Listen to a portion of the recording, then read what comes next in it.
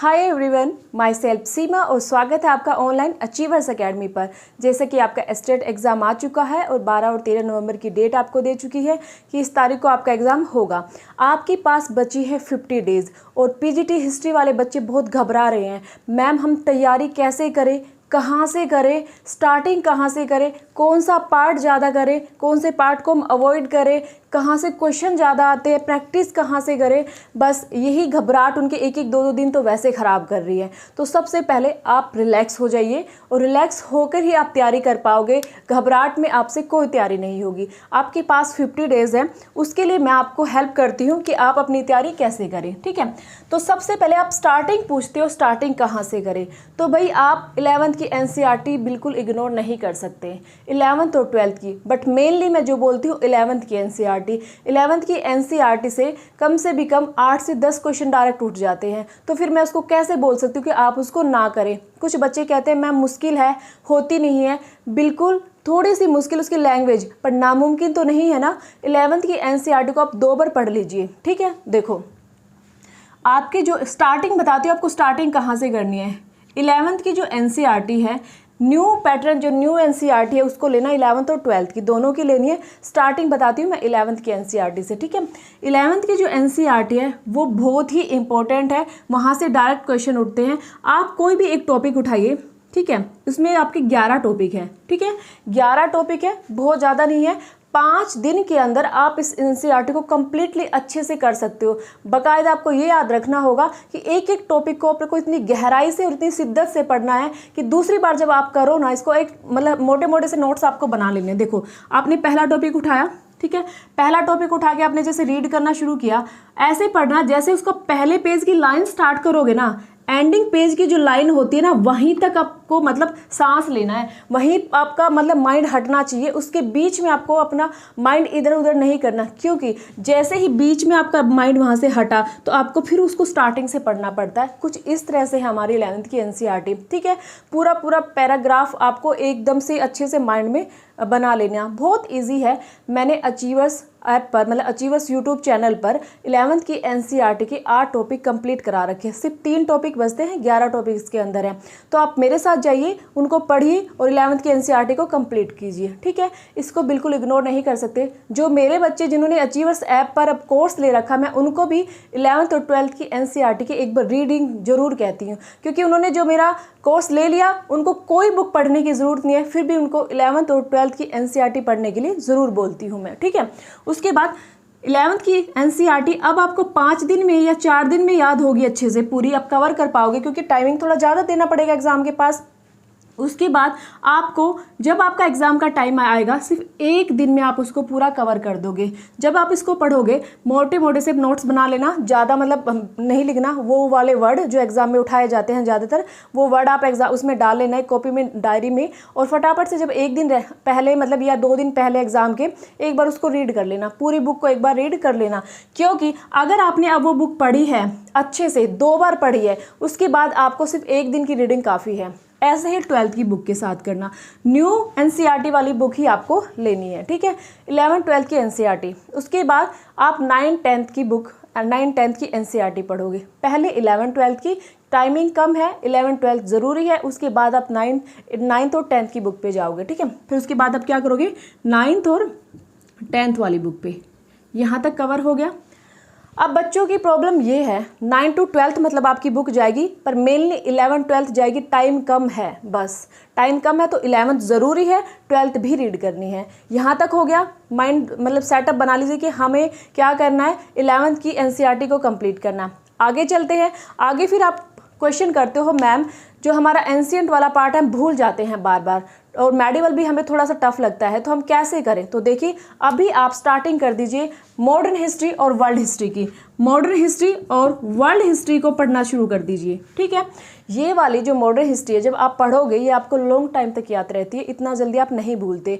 और modern history के भी जो है आप जो मेन टॉपिक है उनको बिल्कुल अच्छे से कवर करते हुए जाना। जैसे जितने भी आंदोलन हैं, सुधार आंदोलन है, जितने भी आपके महात्मा गांधी वाला पार्ट पूरा है, स्वतंत्रता के लिए जो भी अभियान होते हैं वो सब चीज़ें आपको उसमें कवर करते हुए जानी है। इस टॉपिकों के मेन टॉपिकों पर मैं अलग से वीडियो बनाऊंगी। आज सिर्फ मैं आपको स्ट्रैटेजी बता रही हूँ कि आपको स्टार्टिंग कैसे करनी है, ठीक है। तो आपको फिर उसके बाद मॉडर्न और वर्ल्ड हिस्ट्री स्टार्ट कर देनी है। आपको एंशिएंट और मेडिवल को अब छोड़ देना है कुछ दिन के लिए, मतलब आपको सितंबर और अक्टूबर के कुछ स्टार्टिंग वाले दिन में, ठीक है। आपकी कंप्लीट हो जाएगी मॉडर्न हिस्ट्री और वर्ल्ड हिस्ट्री, ठीक है। वर्ल्ड हिस्ट्री के लिए आप जा सकते हो अरविंद भास्कर की बुक पे, और दूसरा आपकी वर्ल्ड हिस्ट्री कवर हो जाती है आपकी 11th-12th की बुक से। बस 11th की बुक से आपकी और अरविंद भास्कर की बुक से। टाइम बुक पढ़ने का नहीं है तो आप प्रैक्टिस कर सकते हो, ओनली प्रैक्टिस बुक ले सकते हो, जिसमें आपकी मेरे पास ये टेक्स्ट बुक भी है और प्रैक्टिस बुक भी है, तो आप ये वाली प्रैक्टिस बुक ले सकते हो। तो ये इसमें बहुत सारी वर्ल्ड हिस्ट्री के क्वेश्चन आंसर हैं जो आपको काफ़ी हद तक हेल्प करेंगे, ठीक है। उसके बाद आपकी मॉडर्न हिस्ट्री हो जाती है, वर्ल्ड हिस्ट्री हो जाती है। उसके बाद आप करोगे एंशिएंट और मेडिवल। जब ये दोनों कंप्लीट हो जाएंगी फिर आप अपनी प्रैक्टिस शुरू कर दीजिए। प्रैक्टिस सीरीज मतलब कुछ भी ले लीजिए, एस्टेट के प्रीवियस एग्जाम है, एस्टेट का प्रैक्टिस सेट है, घटना चक्कर है, यूथ कंपटीशन है, कोई भी प्रैक्टिस सेट एक ले लीजिए। आपके पास जो अवेलेबल है उसी को उठा लीजिए, नई नई बुक लेने की बिल्कुल ज़रूरत नहीं है। अब बच्चे भाग कर रहे हैं कि मैम हम वो वाली बुक खरीदें, अब बुक मत लो, कोई भी न्यू बुक मत लो, जो आपके पास अवेलेबल है, जिसको आपने पहले पढ़ा हुआ है उसी को पढ़ लो, ठीक है। अगर ये है कि किसी ने पढ़ी हुई नहीं, कुछ ली ही नहीं, ये स्टार्टिंग बिल्कुल है, तो वो आप आर्य कंपटीशन की या बोल सकते किरण पब्लिकेशन की ले सकते हैं। किरण पब्लिकेशन की 1 लाइनर बुक अच्छी है, वो ले सकते हैं आप, ठीक है। उसके बाद आप 9 to 12 के एनसीईआरटी करोगे वो अच्छे से, और उसके बाद आप अपनी प्रैक्टिस करोगे। बस इससे ज़्यादा कंफ्यूज होने की ज़रूरत नहीं है। अब मैं आपको मेन टॉपिक बताती हूँ। देखो मैंने आपको क्या बताया, सबसे पहले 11th की एनसीईआरटी कीजिए। 11th की एनसीईआरटी में आपको क्या करना, बिल्कुल गहराई से एक एक टॉपिक को करके एक बार में ही उठना है। एक टॉपिक को पूरा कवर करके एक बार में उठना है। ऐसा नहीं बीच में उठ गए, इसमें बैठ गए, ऐसे टाइम पे बैठिए कि आप टॉपिक को कवर कर पाए। ऐसे आपको करनी है 11th और 12th की एनसीईआरटी, ठीक है। उसके बाद आपको मॉडर्न और आपकी वर्ल्ड हिस्ट्री शुरू करनी है। आपको पता है वर्ल्ड हिस्ट्री का और मॉडर्न हिस्ट्री का बहुत ज़्यादा पार्ट आपके एग्जाम में आता है स्टेट में। लास्ट ईयर के जो एग्जाम आपने उठा के देखे होंगे। वर्ल्ड हिस्ट्री आप कहते हो कि मैम ऐसे क्वेश्चन आते हैं, हमें यही नहीं पता मॉडर्न हिस्ट्री से कहाँ से आते हैं। ऐसा बिल्कुल नहीं है, क्योंकि टीजीटी लेवल से थोड़े नॉर्मल क्वेश्चन उठाए जाते हैं और पीजीटी लेवल में जो क्वेश्चन का लेवल है थोड़ा डीप कर दिया जाता है। आप नेट में जाओगे उससे भी डीप कर दिया जाता है। तो इस तरह के क्वेश्चन आपके एग्जाम में उठाए जाते हैं। पेपर इतना मुश्किल भी नहीं आता जितना आपको लगता है, पढ़ोगे तो वो ईजी लगने लग जाएगा। तो मॉडर्न और वर्ल्ड हिस्ट्री आपकी हो जाती है। आपका 11th और 12th की एनसीईआरटी हो जाती है। 11th और 12th की एनसीईआरटी होने के बाद टाइम है तो आप 9th 10th की कर सकते हो, टाइम नहीं है तब छोड़ दीजिए, ठीक है। क्योंकि जब आप और सिलेबस कर रहे हो तो उनके पीछे भागने की कोई ज़रूरत नहीं है। उसके बाद नेक्स्ट फिर आप शुरू करोगे एंशिएंट और मेडिवल, ठीक है।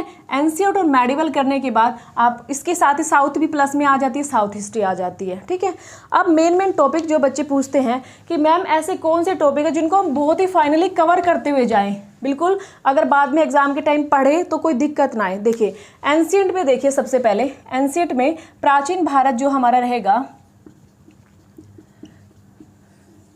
प्राचीन भारत में आपका जो स्टोन एज वाला टॉपिक है उसको बहुत अच्छे से करना है। कौन कौन से कहाँ पे पाई जाती है साइट, किसकी किसने खोज की, ये सारी चीज़ें, कौन से पत्थर, ये सब चीज़ें आपको पढ़नी होती है। मतलब स्टोन एज के तीनों पार्ट आपको अच्छे से पढ़ने होते हैं। और जो होमो सैपियंस वाला, जो पुरातत्व वाला, जो आदमी वाला, आदिमानव वाला टॉपिक है वो आपकी +1 की बुक से हो जाता है कवर, ठीक है। तो मैं आपको ये अलग अलग नहीं बताऊँगी कि ये वहाँ से हो जाएगा, +1 की बुक आपको बता दी ना, तो ये जो आदिमानव वाला जो पार्ट है आपका स्टोन एज से रिलेटेड भी जो बातें हैं वो वहीं से कवर हो जाती है, ठीक है।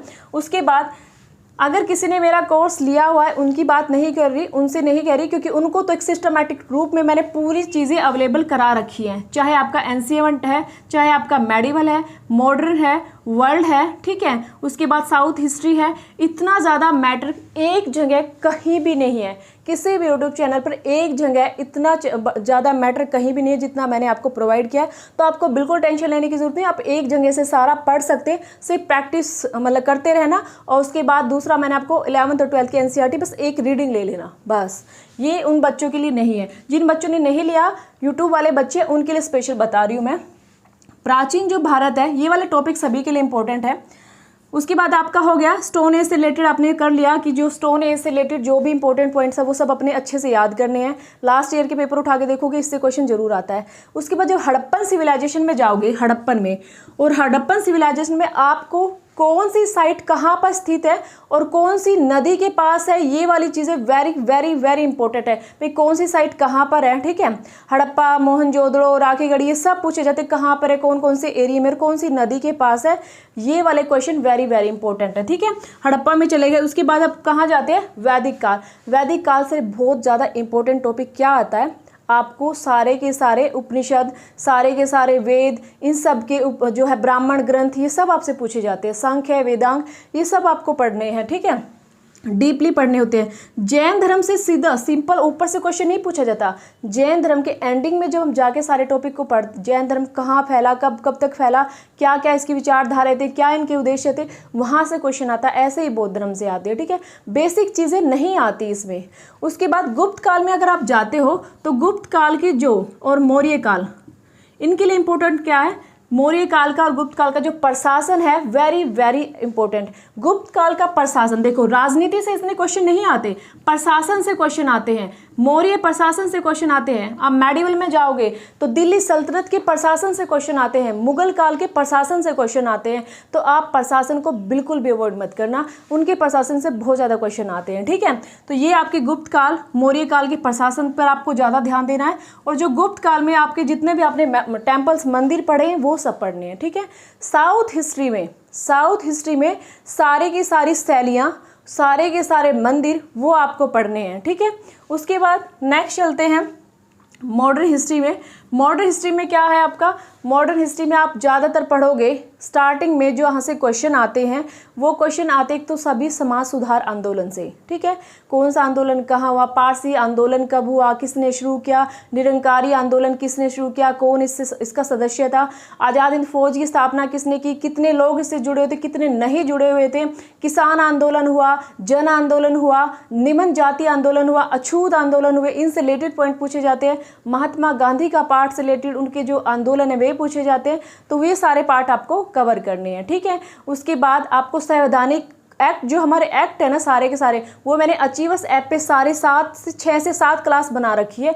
अचीवर्स ऐप अकेडमी जो यूट्यूब चैनल है आपका, उस पर क्या बना रखी है मैंने, 6 से 7 सारे एक्ट स्टार्ट किए थे मैंने, उसमें सारे एक्ट है आपके, चाहे 1909 का एक्ट है, 1919 का एक्ट है, 1935 का एक्ट है, सारे एक्ट मैंने उस पर पढ़ा रखे हैं। तो वो एक्ट से बहुत ज़्यादा क्वेश्चन आते हैं, ठीक है।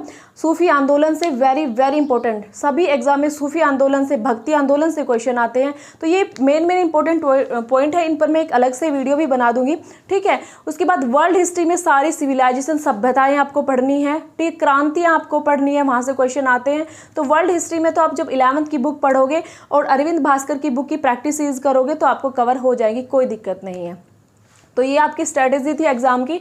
स्टार्ट आपको कहाँ से करना है, 11th-12th के एनसीईआरटी से, बिल्कुल कंफ्यूज नहीं होना है। उसके बाद मॉडर्न और आपको वर्ल्ड हिस्ट्री पढ़नी है। उसके बाद आपको एनसीईआरटी और मेडिवल पढ़नी है। जब ये सारी कवर हो जाती है उसके बाद आपको क्या करना है, रफली मोटे मोटे से नोट्स बनाने हैं जो एग्जाम से 2 दिन पहले आपको पढ़ने हैं। ऐसे ही आपको एनसीईआरटी के बनाने हैं नोट्स जो आपको पढ़ने हैं।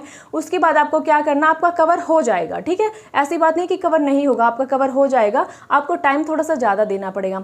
उसके बाद जब ये ओवरऑल सब आपका हो जाता, प्रैक्टिस शुरू कर दीजिए। 20 डेज आपको प्रैक्टिस करनी है, 1 महीने में आपको सिलेबस कवर करना है, 20 दिन आपको प्रैक्टिस करनी है। प्रैक्टिस करते रहना, थोड़ा थोड़ा जो आपका सिलेबस बचता है उसको भी कवर करते रहना। प्रैक्टिस जितनी ज़्यादा करोगे उतने ज़्यादा आपके क्वेश्चन ठीक होने के चांस रहते हैं, चाहे आपने जितना मर्जी पढ़ाओ, ठीक है, जितना भी मर्जी पढ़ाओ आपने, डजेंट मैटर जब तक आप प्रैक्टिस नहीं करते। तो प्रीवियस पेपर उठा लीजिए आप, ठीक है। उसके बाद प्रैक्टिस सेट आते हैं स्टेट के, वो उठा लीजिए, कोई भी बुक उठा लीजिए, ठीक है, कोई भी अरिहंत की, कोई भी आपके पास अवेलेबल है वो प्रैक्टिस कर लीजिए आप।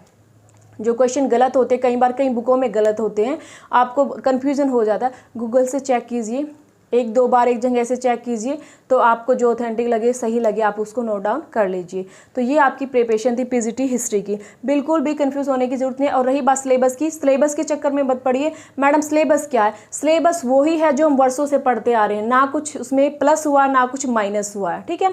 और हाँ, अगर आपको प्रैक्टिस सीरीज करनी है तो मैंने यूट्यूब चैनल स्टार्ट किया हुआ है यूनिक स्टडी बाय सीमा मैम से, उसमें मैंने एंशिएंट का फर्स्ट पार्ट मतलब फर्स्ट टॉपिक से शुरू किया है और हम पढ़ते पढ़ते गुप्त काल तक आ चुके हैं, यूनिक स्टडी बाय सीमा मैम।